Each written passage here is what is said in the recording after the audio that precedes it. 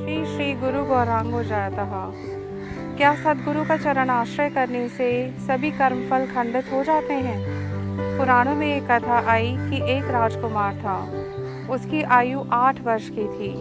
उसकी दाई को ये पता था कि उसकी आयु 9 वर्ष निर्धारित है। तो जब भी बालक बाहर जाता वो बड़ी दुखी हो जाती और जब वो घर लौट कर आता तो उसे बहुत स्नेह से उसको लाड़ दुलार करती। बालक बड़ा समझदार था। एक दिन उसने पूछा कि मैया, आप जब मैं वापस आ जाता हूँ तो इतनी प्रसन्न क्यों हो जाती हैं? तो उन्होंने उसे बता दिया कि बेटे, तुम्हारी आयु 9 वर्ष निर्धारित है, इसके ऊपर तुम्हारा जीवन नहीं होगा। तो वो कहने लगा कि फिर मेरा ये सब राज चलाने के लिए जो विद्याएं सीखनी है उसको सीखने का क्या प्रयोजन है? फिर तो मैं परमार्थ संचित करूँ तो वही श्रेष्ठ है। तो पास ही एक वैष्णवों का आश्रम था। वो बालक वहाँ जाकर वैष्णवों की और गुरुजी की सेवा करने लगा, ठाकुर जी की सेवा करने लगा। तो वहाँ पे जो गुरुजी थे उन्होंने उससे पूछा कि बेटे, तुम तो राजकुमार हो, तुम ये सब क्यों करते हो? तो उसने बताया कि मेरी आयु 9 वर्ष निर्धारित है।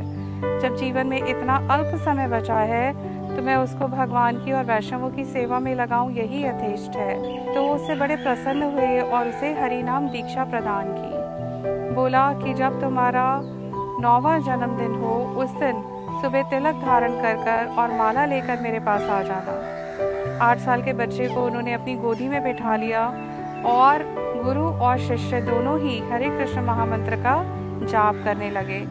हरे कृष्ण कृष्ण कृष्ण हरे हरे, हरे राम राम राम हरे हरे। और इसी समय उसका मृत्यु काल उपस्थित हुआ।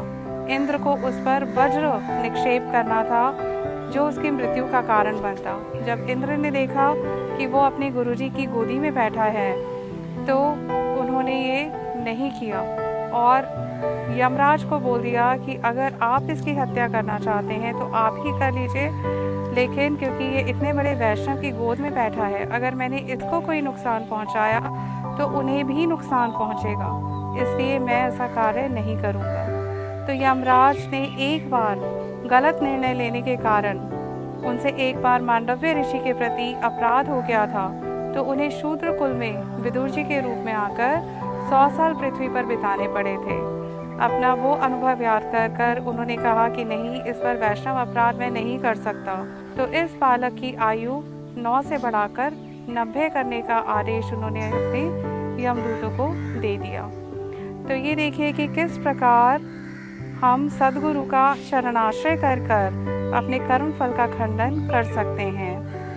तब इंद्र ने ये देखा कि ये यमराज जो कि 12 महाजनों में से एक है, उनकी भी कृपा का पात्र बन गया है और वैष्णव की कृपा का पात्र है, तो उन्होंने भी स्वर्ग के फूलों से एक माला निर्मित कर उस बालक के रूप में अलक्षित रूप में डाल दी। तो बच्चे ने ये पूछा कि ये माला कहाँ से आई? तो गुरुजी ने बोला कि बेटे, ये अब इंद्र ने तुम्हारे पे प्रसन्न होकर ये डाली है, वज्र नहीं डाला। अब तुम जाकर भगवान का भजन करो और सांसारिक दायित्व भी अच्छी तरह से पालन करो। तो इसी तरह से सद्गुरु और वैष्णवों का चरण आश्रय करने से व्यक्ति जगत का भी और परमार्थिक भी हर तरह का कल्याण लाभ करता है। हरे कृष्ण।